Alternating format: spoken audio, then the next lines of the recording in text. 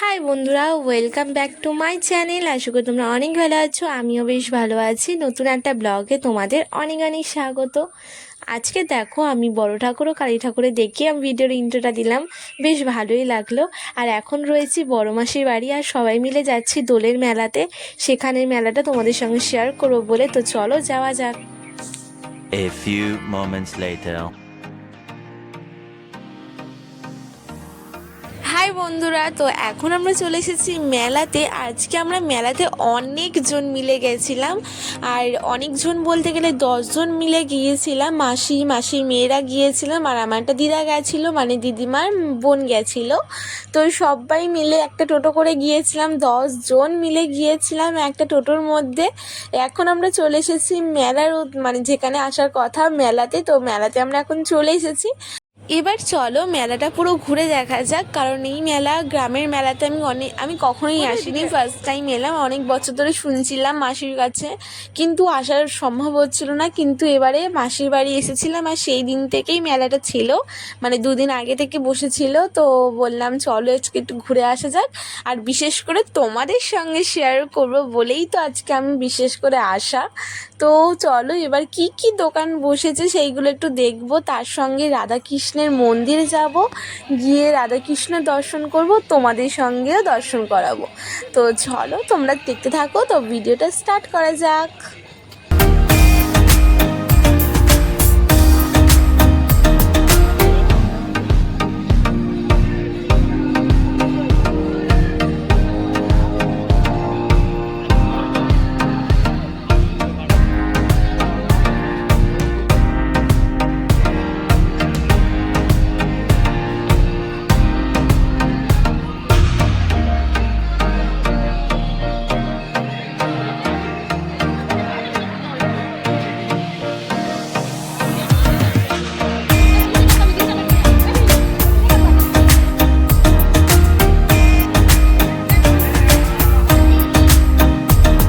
আমরা এখন চলে এসেছি রাধাকৃষ্ণের মন্দিরে, আর এটা হচ্ছে রাধাকৃষ্ণের মন্দির।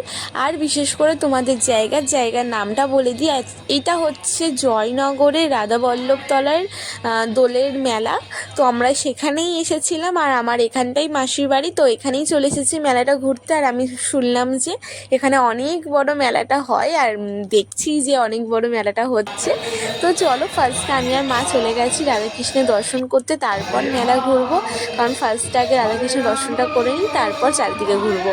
তো চলো আগে রাধাকৃষ্ণ দর্শন পাই কি পাই না সেটা আগে দেখা যাক, কারণ সামনে প্রচণ্ড ভিড়। আর আমরা যেখানে রাধাকৃষ্ণ রয়েছে তার সামনে বারান্দা বা দালান যেটাকে বলা হয়, সেখানে আমরা রয়েছি।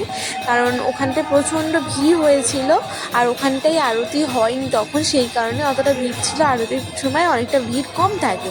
তো আমরা দেখো এই কৃষ্ণের মুখটা দেখা গেল, তারপরে রাধার মুখটাও দেখা গেছে। তো তোমরাও একটু দর্শন করে নাও, তো চলো।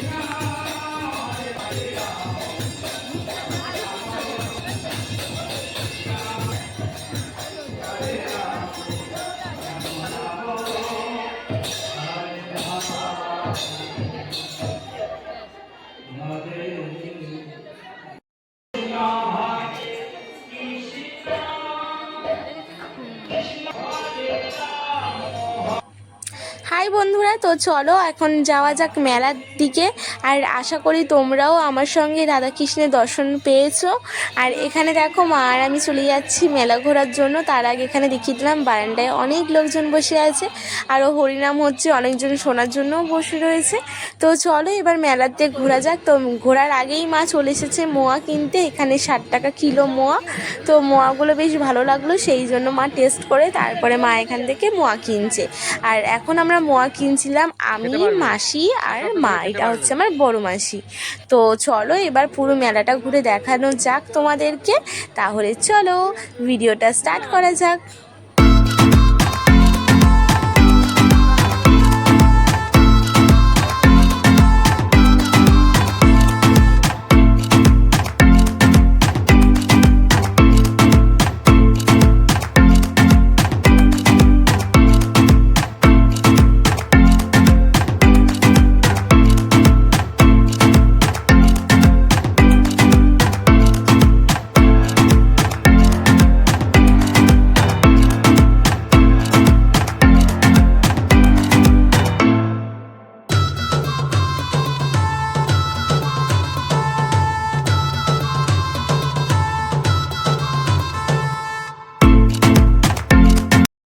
হাই বন্ধুরা, তো এখন দেখো আমরা এখন ফুচকা খেতে চলে এসেছি। আমার সঙ্গে রয়েছে পূজাদির একটা বান্ধবী, তারপরে আমি, তারপরে আরেকটা আমার মাসির মেয়ে হয়।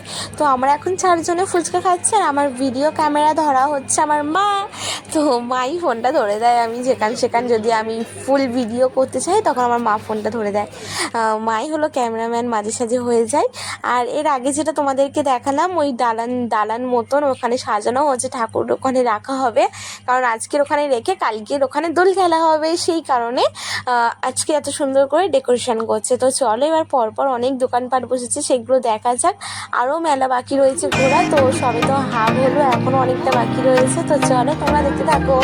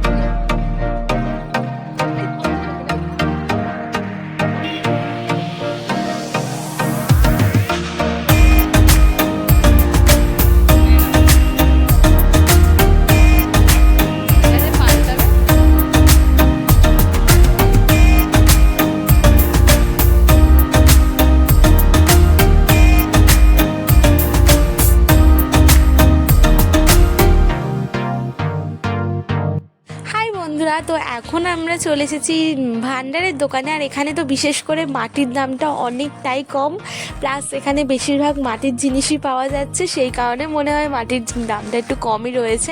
আর আমরা একটা লক্ষ্মীর পাঁজি মতন বা ঝাঁপি যেটাই বলো, যেটা তোমরা দেখলে, ওটা নিয়েছিলাম 40 টাকা দিয়ে। আমার তো বিশ্বাসই করতে পারছিলাম না, অত বড় একটা ভান্ডার, অত কম দাম। আর আমাদের এখানে তো চেয়ে বসবে 400-500 এরকম, মানে এইরকমই দাম আমাদের এখানে, যেটা সেটাই বললাম তোমাদেরকে। এখন দেখো আমরা জয়নগর স্টেশনে চলে এসেছি ট্রেনের উদ্দেশ্যে। তো ট্রেনও পেয়ে গিয়েছি, এখন টোটো থেকে নেমে বাড়িতে যাচ্ছি। আর আমাদের পাড়ায় রাস্তাঘাটটা কত সুন্দরভাবে ডেকোরেশন করেছে সেটা তো তোমরা দেখতেই পাচ্ছ। কারণটা হচ্ছে আমাদের এখানে শীতলা পুজো হবে, বাসও পড়ে গেছে, রাস্তাঘাট ডেকোরেশন করা শুরু হয়ে গেছে, ওদিকে ঠাকুর ঘরের ওপরে চূড়াতে লাইটিংও দেওয়া শুরু হয়ে গেছে। আর পুজোর ব্লগ অবশ্যই তোমাদের সঙ্গে শেয়ার করব। আজকের মতন ভিডিওটা আমি এখানে শেষ করছি। নতুন একটা ভিডিওতে তোমাদের সঙ্গে খুব তাড়াতাড়ি দেখা হচ্ছে। আজকের মতন সবাইকে টাটা, গুড নাইট।